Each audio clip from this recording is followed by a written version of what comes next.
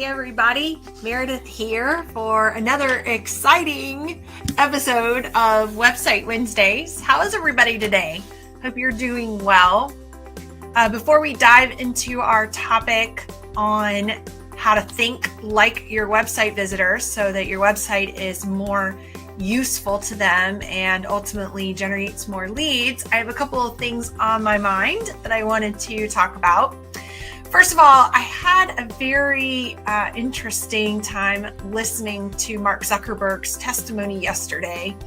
In between client conference calls, I had it on in the background while I worked and found it interesting that most of the folks asking the questions kind of sounded like they've never logged into Facebook, basically. So didn't really feel like they had a whole lot of comprehension on what they were asking about. He seemed to, hold up pretty well. I'm no fangirl of his by any stretch of the imagination, but I thought he did pretty well. Here's my 2 cents on the Facebook controversy. Obviously, the third-party app should have never have been allowed to access data and then sell that data to another group. I mean, that's just not okay. However, you do need to understand that as a free user of any service, you really aren't the ultimate customer of that business. And when you aren't the customer, they aren't looking out for you and your interests. They're looking out for their customers' interests, which would be the advertisers.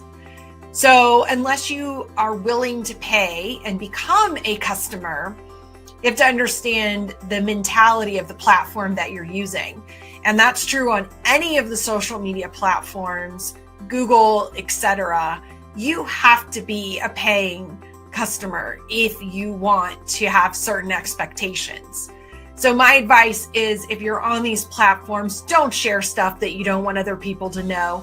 Assume that it's going to be taken, repurposed, used in ways that you would not prefer. So if you don't want everybody to know that on Saturday nights you're doing shots out of a bong, dancing on tables in a bikini, I would not put that on social media. The other technology related item I've got is I happened to get the opportunity to upgrade to an iPhone 10 last week. So I am the proud owner of a new X. And unlike some of the previous upgrades, I have to say this thing is amazing. It is one of the finest pieces of equipment I have ever had the pleasure to own. I've owned way too many Apple devices over the years. I don't even want to count how many are sitting in my office right now. So sometimes, you get a new iPhone and you're kind of like, okay, that's a little cooler. That's a little whatever. But for the money, was it really worth it? Oh, yeah. This is worth every penny. This is a very fine machine. And I'm excited to learn everything that it does. So highly recommend, if it's time for your upgrade with your carrier and you can afford it and make it work, iPhone 10. Oh yeah, it's awesome. And okay, so back to the business at hand. We're talking about websites today. And I had this awesome conversation with a home builder right here in Raleigh about his new website that we're working on yesterday morning, and it really spawned this topic. So he's got a lot of really creative, innovative ideas on how he wants to do things on the new site, and the ideas are awesome. They're fantastic, and I can't wait to implement them. And so we got into this discussion about balancing creativity and doing things differently on a website so that your website isn't just like everybody else in your category, but at the same time maintaining a level of functionality and a user-friendly appeal that is intuitive to the user. So I wanted to talk about that further with you guys today and use that as our topic. When you learn to think like your website users, it means that you're in tune with your audience. It means that you understand what questions they are trying to answer by visiting your website. That's really all a website is. It is the digital version of the Encyclopedia Britannica. When I was a kid growing up, the Encyclopedia Britannica salesperson would come by, knock on the door, sell you a set of encyclopedias. My parents would buy a set, every couple of years. And that's where we got all our homework and research. I know, kids, we used to look up facts and figures in books. We didn't Google them, right? And if you think about the search process, as somebody that does a lot of search engine optimization, monitoring management, the search process is all about seeking answers or seeking options that can solve problems that we have. And that's why most Google searches are in the form of a question. How do I? How to? What kind of? Right? So if you'll think about your website, what it really should be is the Encyclopedia Britannica on your category and on your company or on your product and your services. So one of the first things you want to do to learn to think like your website visitors is to make a list of the questions that your website visitors are asking. What questions are they trying to answer and solve by visiting your site? Now, because I live in home builder world, I can tell you exactly what those are. And it really comes down very simply to what kind, meaning style, size, design of homes does this builder build? Where do they build these homes? And how much do these homes sell for? So what, where, how much? It's really that simple. Now, if you're a luxury builder, a design build, custom builder, there's definitely in there, people are also asking, how many choices can I get? How much customization can I do? How high end does this go? There's some of that involved in it, of course, as well. But really, that's it. And I think that we tend to overcomplicate our home builder websites and try to make them a lot of things that they actually don't need to be. Most people on your site are at the front end of their research process. They're trying to figure out where, how much, what kind, size, style do you build? And then they're going to transition into an offline or a in-person sales experience at some point, at which point you can go into a lot more depth and detail. Now, I'm not saying that your website shouldn't be detailed and contain lots of information. Of course, today's consumer expects to find a lot online. But if that information is in the way of answering what, how much, and where, then you're complicating the issue. So regardless of what category you're in, and I know not everybody that tunes in are home builders, but simply jot down a list of what do you think, what do you can think that a typical website visitor, first time to your site, what questions are they trying to answer by visiting your site? And then if you focus your content on that, then you have a good chance of actually answering those and then getting a phone call or an email from someone who wants to take the next step with you. If you're an e-commerce site, then they actually click buy, put in credit card information, and you have an immediate online conversion. So that's our first step, is we've got to figure out, what do people want to know? What questions are they trying to answer when they come to our site? And then we want to write our copy and graphics in such a way that we're answering those questions, not just pitching our business or our services to them and talking all about ourselves from the perspective, our perspective. We want to think about from their perspective and answer their questions. So the second thing that I want to focus on is when we're talking about having a creative site that does things differently and is unique in maybe how it looks or how it functions, and having a site that's intuitive and user-friendly. So the second way that we balance that, the first way is in our content, And the second way is in actually how the site functions itself. So in web design world, there's something called a website convention. And this is not a conference that you attend about website design. A website convention in our world is another terminology for standard, a website standard. So website conventions are standard ways of doing things in the design and in the functionality that make it more intuitive to the user. And while we want to be creative and we want to think differently and do things in unique ways to capture attention, we also want to adhere to certain web standards or conventions so that people intuitively know how to use our site when they get to it. So let me give you an example. Logo placement. Logo placement is one of the main website conventions or standards that we want to adhere to. Typically, logo placement is upper left corner of the website homepage, and it stays there throughout every page. It's also occasionally used in the middle, upper middle of the header of a website design. And either one of those places will work fine. Why don't we just go for it? Get out of the box, do something different, be a unicorn, a disruptor, and put that logo on the right, upper right corner.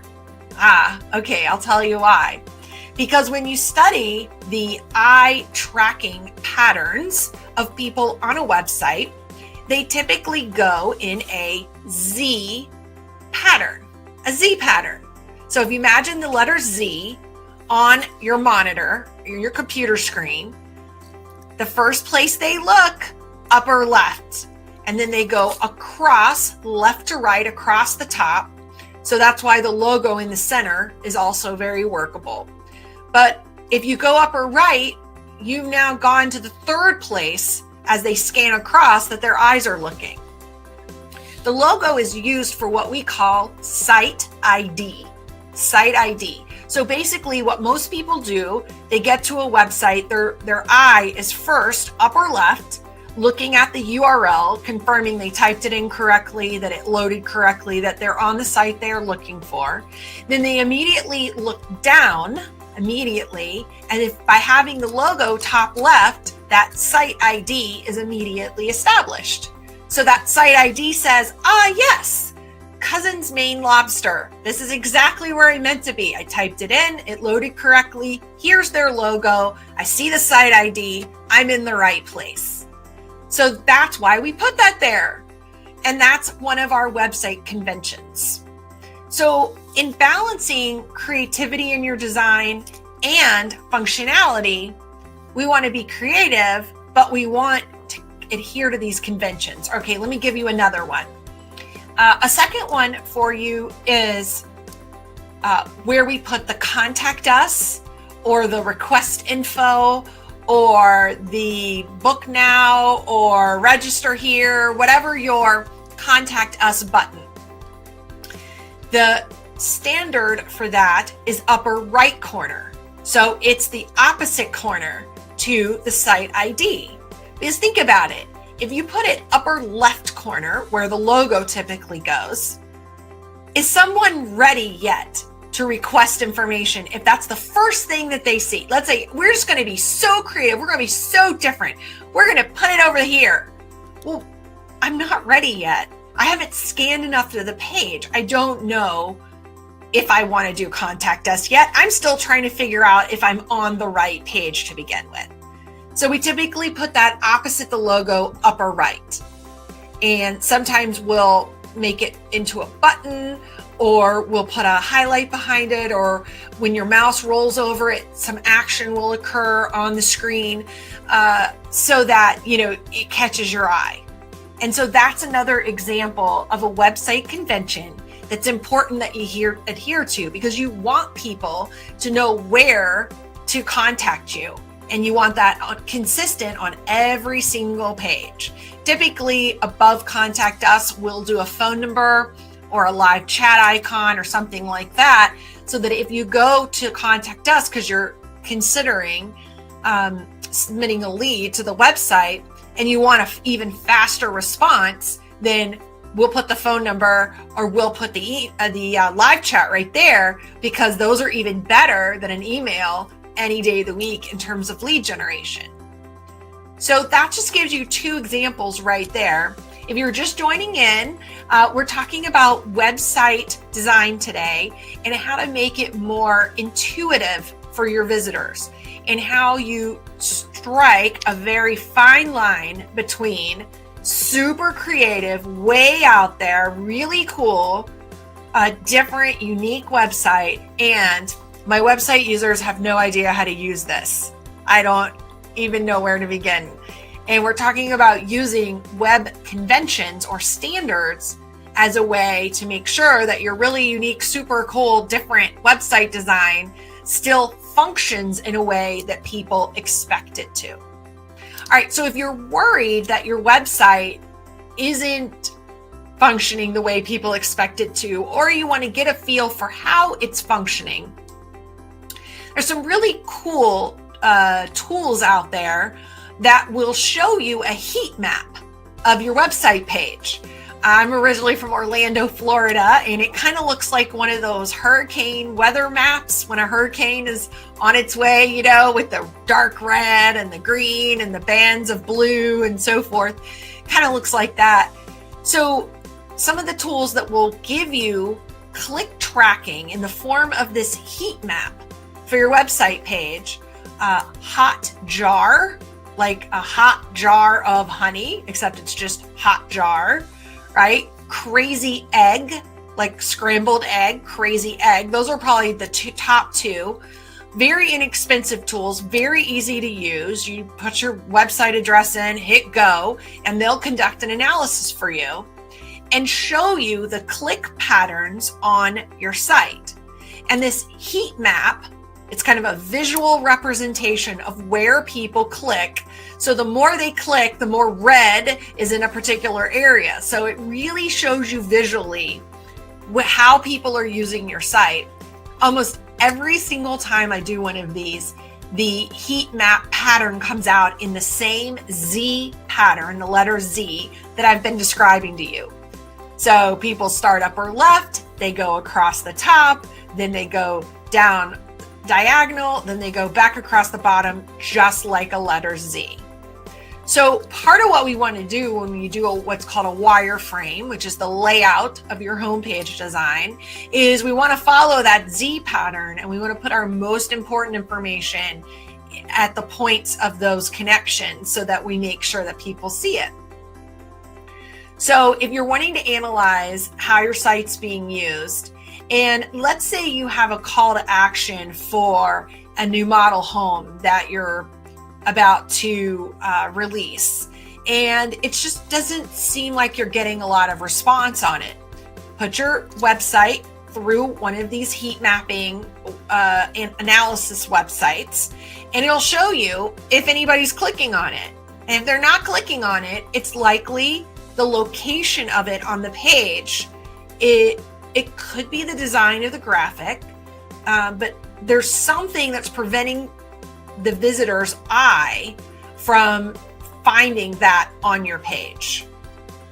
So if your page is too crowded, if you don't have enough white space, if you're cluttered, then people are going to miss the things that you're calling out and that you're really wanting them to see.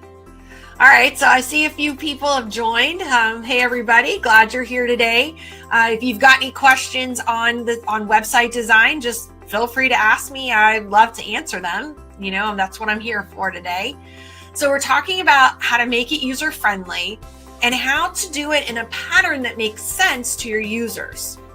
So we talked about a couple of website standards already: logo placement, which is your site ID, your contact us, upper right corner. Another one is how the use of color on your site.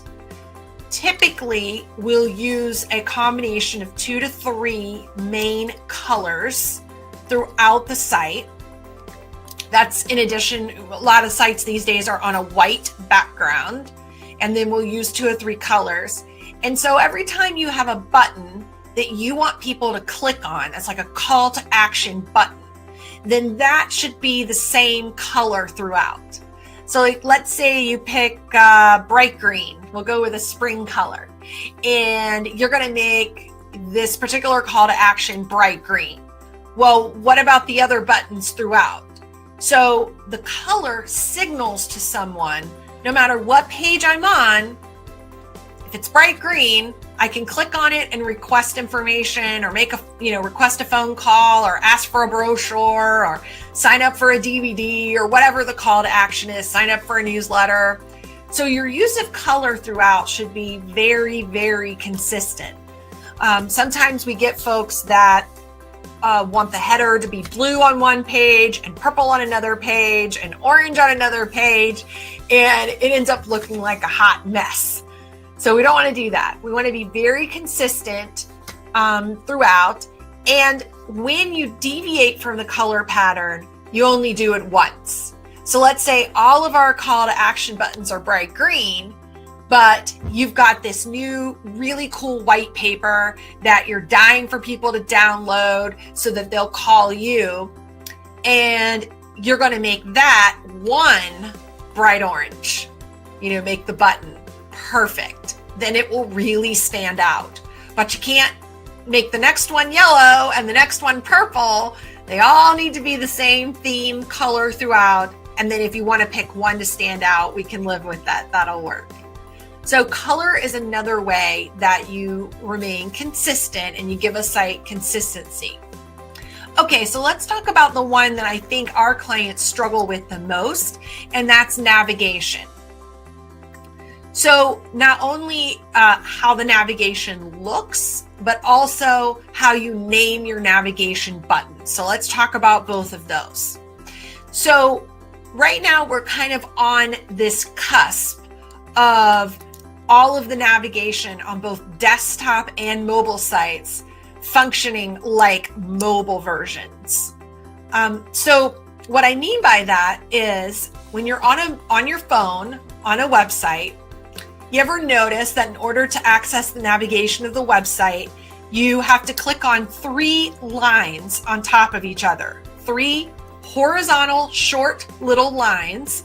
And if you touch that icon, you will open up a menu that is a drop-down menu that'll say the name of the pages of the website. And then you can touch one of those names of those pages and go to the inside of the website. Well, the name of that 3 horizontal line icon is actually called, okay, you ready for it? I know it's lunchtime. It's called a hamburger. It's a hamburger menu. Those 3 little lines, right? A bun and a burger in the middle. Get it? It's called a hamburger. And so we're actually seeing a lot more websites, that desktop versions, using the hamburger menu as opposed to a menu of buttons that go across the top from left to right. It's not fully adopted yet on desktop, so it really is up to you, the client, to know your potential buyers, your audience of who's on your website. How tech savvy are they? If you're marketing to a millennial or younger generations, they should be extremely tech savvy. They'll know exactly what that hamburger is on a desktop site. They'll know to click on it with their mouse and open up the rest of the menu. If you're dealing with Gen X and up, Gen X, baby boomer, senior up generations, then you're probably going to want to adhere to a more standard navigation, which is a series of buttons that go left to right. They don't have to look like buttons. They can just be words that are clean and very modern looking, but essentially every one of those words is a button that opens up another section of the website. So just know your audience, know how tech savvy they are. If you're currently using a site with a hamburger type of navigation on a desktop, you might want to throw it into one of those sites I just mentioned a few minutes ago, Hotjar or Crazy Egg. Check to see the click patterns. Make sure people are really clicking on that and finding it okay. Check your bounce rate off your homepage. That's a percentage of people that come to one page and then leave your site. Check your time on site. Just kind of look at a few things and make sure that that's working and that your visitors get it, because that's the worst possible thing you can do. You want to be creative, you want to be different and interesting on your website, but you don't want people to be scratching their heads going, I don't get it. I don't know where to find the About Us or Our Services or whatever page. Which leads me to my next thought about navigation, and that is, I know you like to be creative and I know you want to be different, but please label your navigation buttons that go left to right or in your hamburger menu. Please label them with functional titles that tell me what to expect to find when I click on that page. When you label them these cute marketing terms, and I never ever give out a bad example because I don't embarrass anybody, so I'm not, it's hard for me to explain this to you without doing that. But when you use kind of those cute marketing terms that sound really fun, but I don't know what you're talking about, no one will click on it. So if you must, then you might want to do a navigation where the cute marketing term is at the top in like big letters, maybe caps or italics, and then underneath that is a very short tagline that explains what that means, so I know if I want to click on it or not. So label your navigation in a way that tells me as the user, if I click on this page, what do I expect to find here? And then make sure you deliver the content that you've promised. So if your Our Services page is labeled Our Services and I get to it and there's no list or bullet points of what you provide, I'm going to be confused and I'm going to leave. And then you're not going to get a phone call or an email or a live chat from me. So that's not going to work well. So it's really important that you adhere to standards on navigation and how you label it. So Meredith, with all these rules that you've been sharing on how to make your website intuitive, it sounds like you've sucked all the creativity and all the fun right out of our project. Where are we going to have some fun?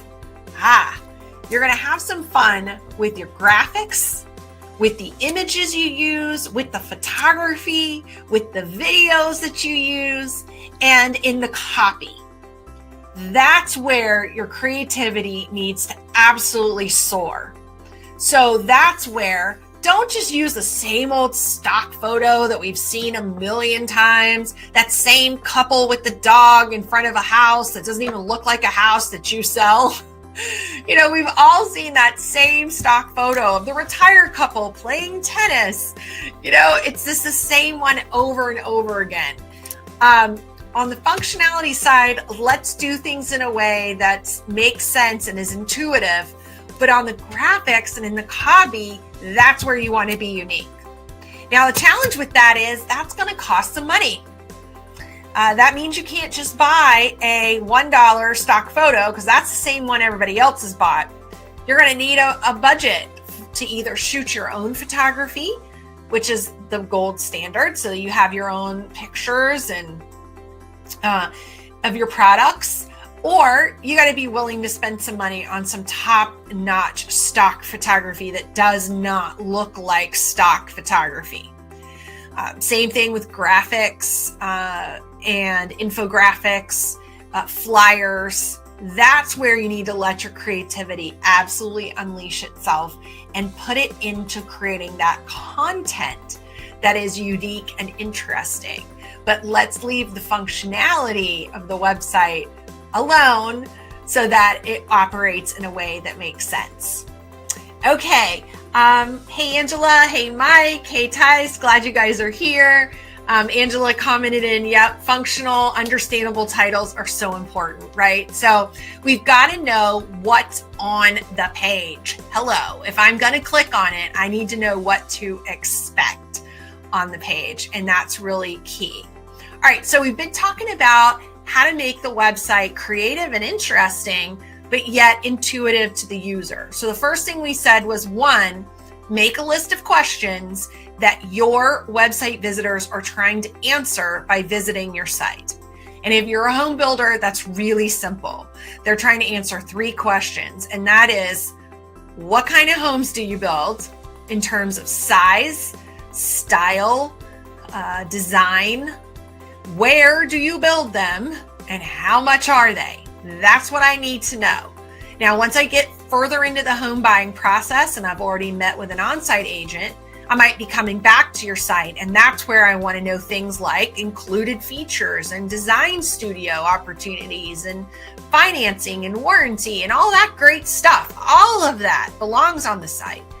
But at the core of what questions we're trying to answer, those 3 are the core. Because get this, if you don't build it where they buy it or that they can afford it, the warranty isn't really that much of a consideration at that juncture. Or even if you have a fabulous design studio, if it's across town in a school district I don't want to be in, that's where you're building, then it's not going to work.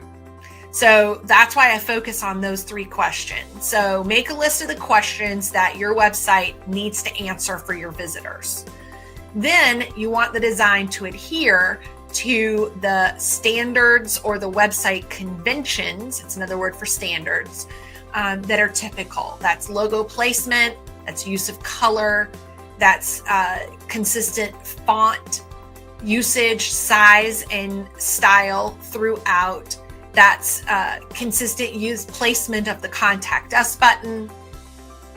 Had a client who recently launched a new site with another company. We're doing the marketing on the site as far as AdWords and social and so forth.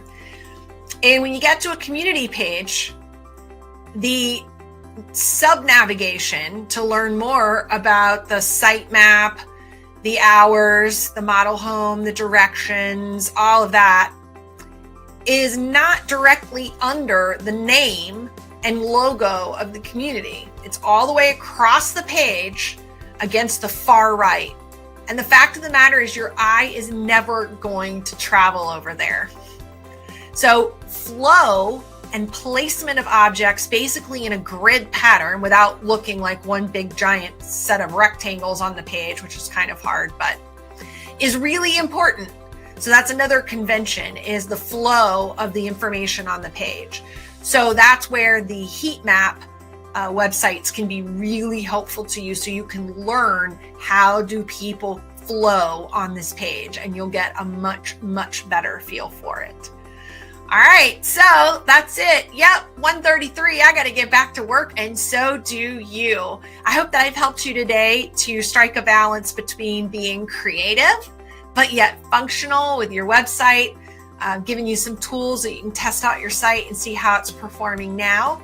And now I have to go because FedEx has just texted me that my brand new iMac has been delivered to the UPS store. So I'm going to pick that bad boy up. When I talk to you next week, I will have a brand new iMac with 5K Retina and a built-in webcam. So no more lag between what I'm talking and what you're seeing.